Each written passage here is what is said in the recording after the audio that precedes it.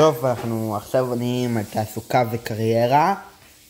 שאלה 30/1. במה עסקתם? זה מתי אתה עסקת, זה לא... מה עסקתי? אני עבדתי בעיריית חיפה, באגף הנכסים של העירייה.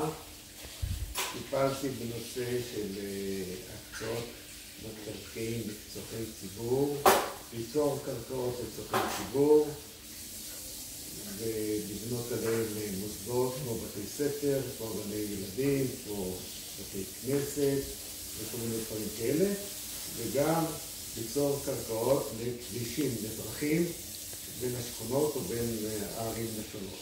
גם העבודה שלך בעירייה וכל זה. 31/2, במה התפרנסתם? התפרנסנו בעירייה. אני התפרנסתי בעירייה, וסבתא התפרנסה בעבודה שלה, שתספר לך עוד מעט על זה. לא, אתה תספר, זה הכל. אוקיי. סבתא עבדה בבתי זיקוק, והתפרנסה. אתה בבתי זיקוק. אוקיי. אז... אתה יכול לדבר על...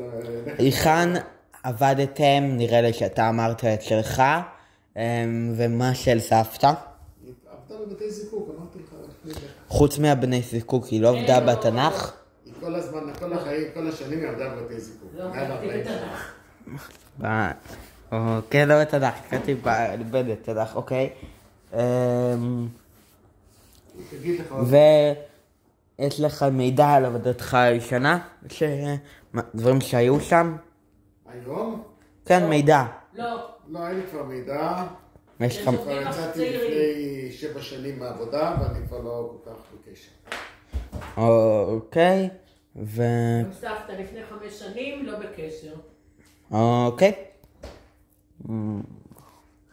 אז גמרנו את התעסוקה וקריירה.